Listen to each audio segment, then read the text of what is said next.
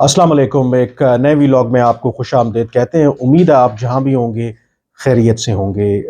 मेरा नाम कामरान यूसुफ है और अगर आपने अभी तक मेरा चैनल सब्सक्राइब नहीं किया तो मेरी आपसे रिक्वेस्ट है कि मेरा चैनल जो है वो ज़रूर सब्सक्राइब करें।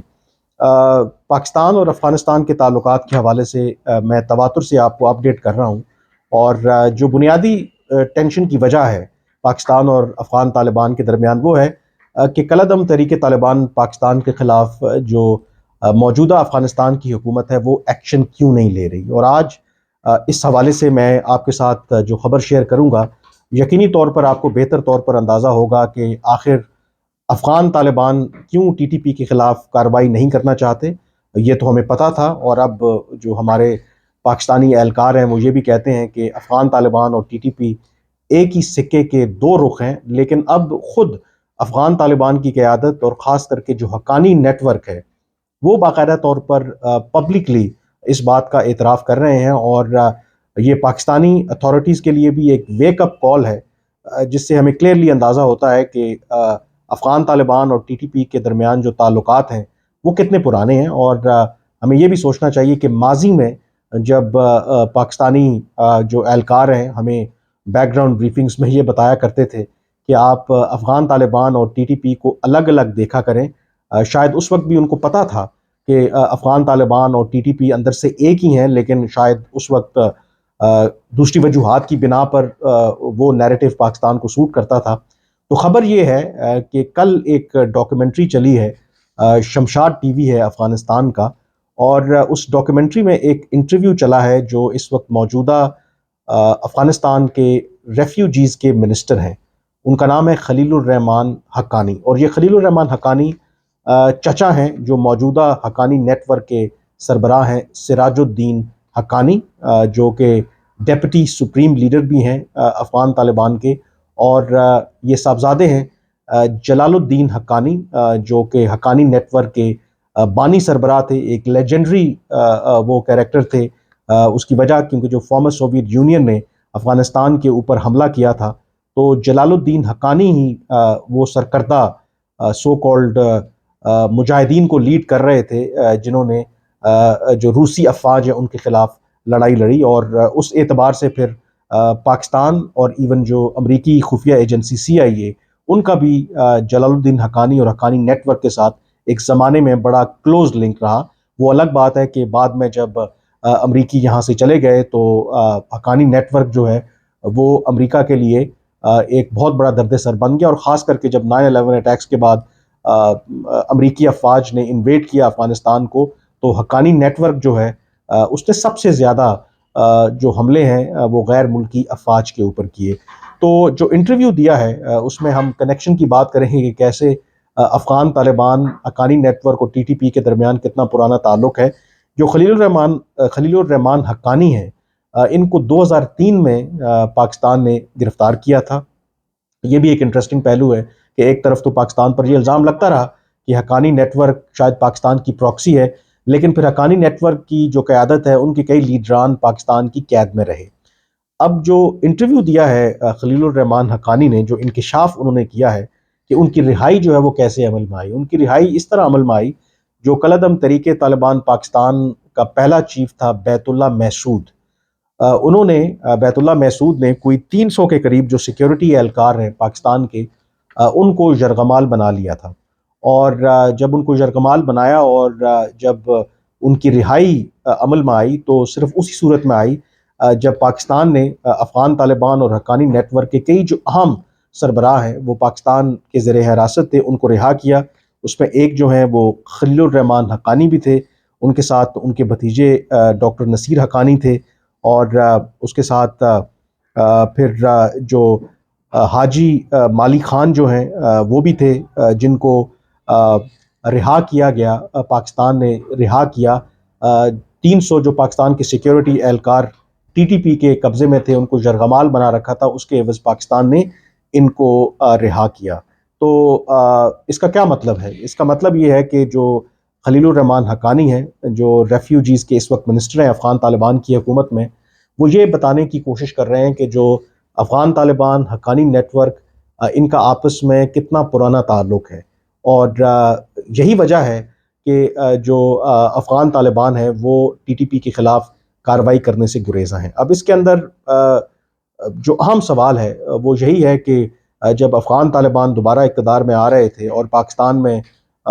خوشیاں منائی جا رہی تھیں اور یہ کہا جا رہا تھا کہ افغان طالبان کا دوبارہ اقتدار میں آنا پاکستان کے لیے زبردست ایک یہ ڈیولپمنٹ ہے، اور اس کے ساتھ ساتھ ہمیں یہ بھی بتایا جاتا تھا کہ افغان طالبان جب دوبارہ اقتدار میں آئیں گے تو ان لائک جو کارزائی کی حکومت ہے یا اشرف غنی کی حکومت ہے، اس کے مقابلے میں یہ پاکستان کے دشمنوں کو اپنے ملک میں پناہ نہیں دیں گے، یعنی کہ یہ کالعدم تحریک طالبان پاکستان ہو یا اس سے جڑے جو دوسرے پاکستان مخالف گروہ ہوں ان کے خلاف یہ کارروائی کریں گے۔ اور باوجود اس کے کہ ایک ہسٹری موجود تھی کہ جب حقانی نیٹ ورک اور افغان طالبان کی سینئر قیادت پاکستان کے زیر حراست تھی اور خود خلیل الرحمان حقانی کے بقول ان کو رہائی اسی صورت میں ملی جب بیت اللہ محسود نے پاکستانی سیکیورٹی فورسز کو 300 کے قریب لوگوں کو یرغمال بنایا، اور ان کی رہائی کے بدلے پاکستان نے پھر حقانی نیٹ ورک اور افغان طالبان کے کئی اعلیٰ جو قیادت ہے یا کمانڈرز ہیں ان کو ریلیز کیا۔ تو اس پس منظر کے باوجود، اس بیک گراؤنڈ کے باوجود، وہ کون لوگ تھے جو اب یہ توقع کر رہے تھے کہ افغان طالبان جب دوبارہ اقتدار میں آئیں گے تو یہ ٹی ٹی پی کو یا ٹی ٹی پی کے خلاف کارروائی کریں گے؟ تو اسی وجہ سے آئی تھنک جو جب دوبارہ یہ افغان طالبان اقتدار میں آئے تو انہوں نے پاکستان نے تو فوری طور پر مطالبہ کیا کہ یا تو ان کے خلاف کارروائی کی جائے ٹی ٹی پی کے خلاف، یا پھر ان کو پاکستان کے حوالے کیا جائے۔ لیکن افغان طالبان نے پاکستان کو یہ ایڈوائز دی کہ وہ ان کے خلاف کارروائی نہیں کر سکتے، ہاں وہ یہ ضرور کر سکتے ہیں کہ پاکستان کے ساتھ ایک مذاکرات ان کے کروا سکتے ہیں، اور اسی وجہ سے پاکستان نے مذاکرات کا آغاز کیا، اور اس میں جو حقانی نیٹ ورک، جو سراج الدین حقانی جو حقانی نیٹ ورک کے سربراہ ہیں اور موجودہ وزیر داخلہ ہے افغانستان کے، انہوں نے ایک مرکزی کردار ادا کیا، اور جو مذاکرات ہوئے بھی اس میں بھی جو افغان طالبان ہیں وہ اپنا مفاد بھی دیکھ رہے تھے۔ اس میں جو 2-3 بڑے مطالبات ہم نے دیکھا کہ سامنے آئے ٹی ٹی پی کی طرف سے، ایک تو پاکستان نے as a confidence building measures شروع میں جو ٹی ٹی پی کے کئی جو دہشت گرد تھے ان کو ضرور رہا کیا، لیکن جو ٹی ٹی پی جو سب سے بڑا ان کا مطالبہ تھا وہ یہی تھا کہ ایک تو جو سابقہ قبائلی علاقے ہیں اس کی جو پرانی حیثیت کی وہ بحالی چاہتے تھے، اور اس کے ساتھ ہتھیاروں اور اسلحے سمیت وہ واپس پاکستان کے جو سابقہ قبائلی علاقے ہیں وہاں پہ آنا چاہتے تھے، جس کی وجہ سے ظاہر ہے کہ مذاکرات آگے نہیں بڑھ سکے، اور پاکستان نے یہ واضح کیا کہ جب تک ٹی ٹی پی پاکستان کے آئین اور قانون کو تسلیم نہیں کرتی اس وقت تک ٹی ٹی پی کے ساتھ کسی بھی طرح کے مذاکرات نہیں ہو سکتے۔ اور جہاں رہی بات ہتھیار رکھنے کی یا ہتھیار اٹھانے کی، تو وہ صرف ریاست کا اختیار ہے، یہ اختیار کسی جتھے کو یا کسی گروہ کو نہیں دیا جا سکتا۔ اب اس میں جو امپورٹنٹ بات ہے کہ افغان طالبان اور خاص کر کے حقانی نیٹ ورک، کیونکہ ان کا آپس میں ایک کلوز کنیکشن رہا ہے،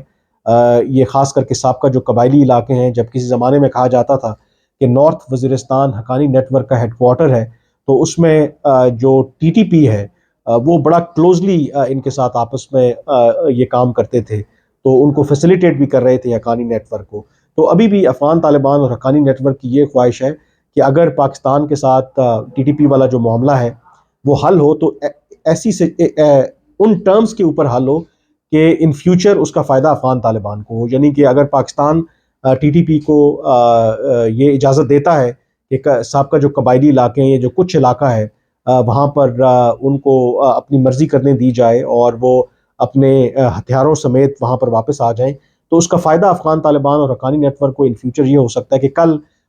یا کوئی باہر سے افغانستان کے اوپر حملہ کرے، یا انٹرنل کوئی اگر پرابلم ہو افغانستان کے اندر، تو ان کے پاس ہمیشہ ایک آپشن رہے کہ وہ پاکستان کے سابقہ قبائلی علاقوں میں آ کر کے پناہ لیں۔ لیکن پاکستان نے ایک واضح جو لائن ہے وہ ڈرا کی ہے، اور پاکستان نے کہا ہے کہ اس سلسلے میں پاکستان بالکل کمپرومائز نہیں کرے گا۔ اب امپورٹنٹ یہی ہے کہ آئی تھنک وقت کے ساتھ یہ تمام حقائق سامنے آ گئے ہیں کہ بیسیکلی افغان طالبان اور ٹی ٹی پی یہ ایک ہی سکے کے دو رخ ہیں، اور ہمیں توقع کرنی چاہیے کہ اب جو پاکستان نے ایک سٹانس لیا ہے اس میں پاکستان کبھی بھی اپنا جو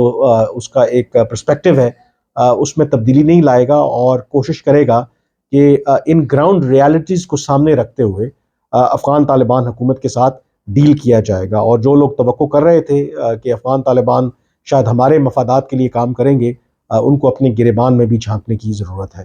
بہرحال آج کے وی لاگ سے اتنا ہی. مجھے اجازت دیجیے. اللہ حافظ.